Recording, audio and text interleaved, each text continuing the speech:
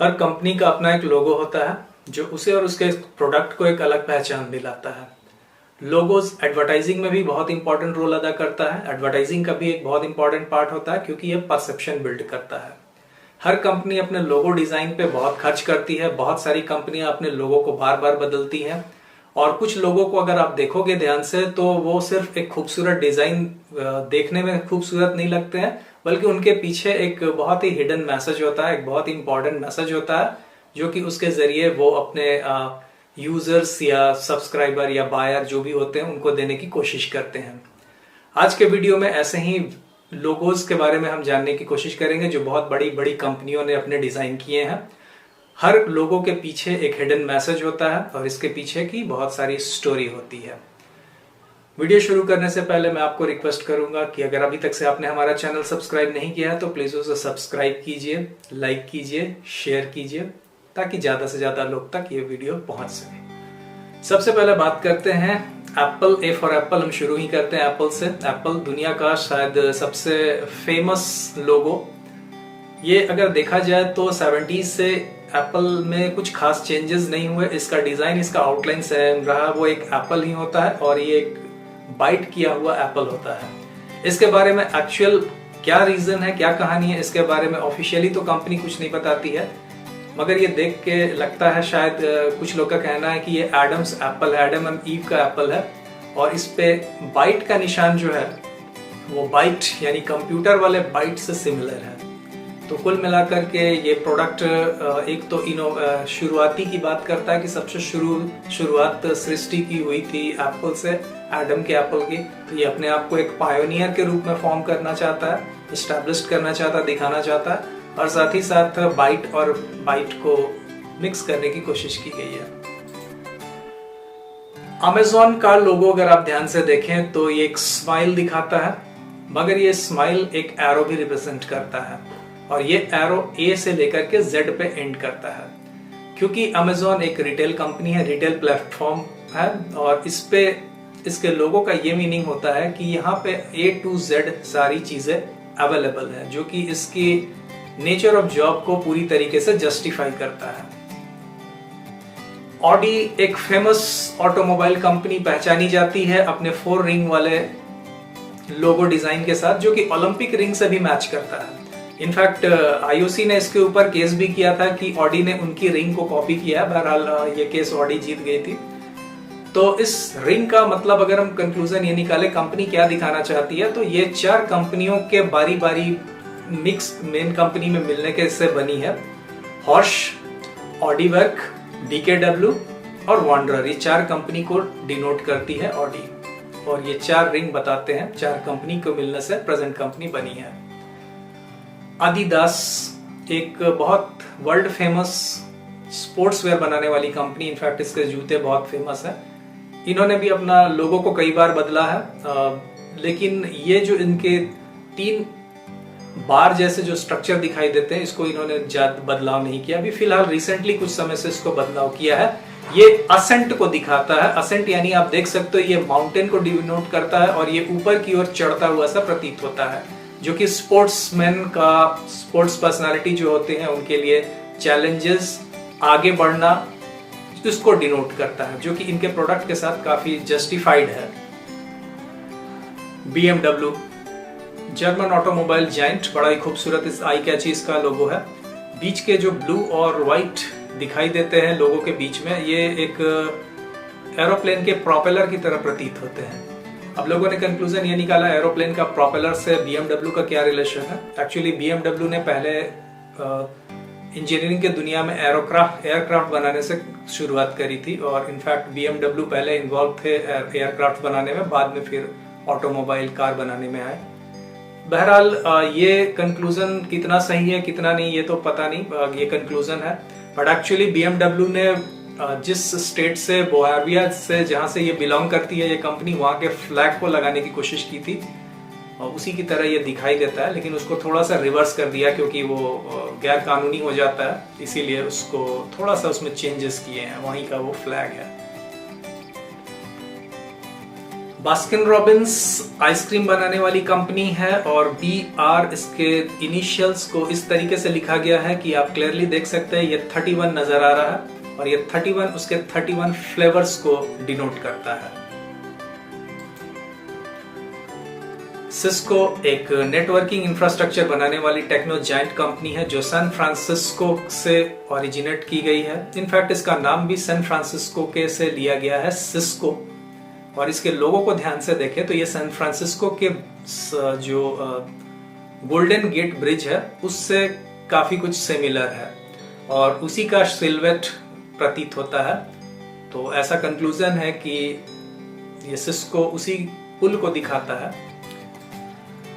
Domino's household name है, सब जानते हैं। और ये डोमिनो गेम जो होता है जो डाइस से खेला जाता है उसी की तरह बिल्कुल, ये इसमें गेसिंग करने की कोई बात ही नहीं है, क्लैरिटी के साथ दिखाई देता है क्योंकि खाना फन दोनों सिमिलर है। तो ये डोमिनो उसी से रिलेटेड है, डोमिनो गेम डाइस से खेलते हैं। अब इसमें नंबर जो दिखाई देते हैं 1 और 2, ये आप सिंगल में देखोगे या अलग से देखोगे ये ऐसा ही बना हुआ रहता है।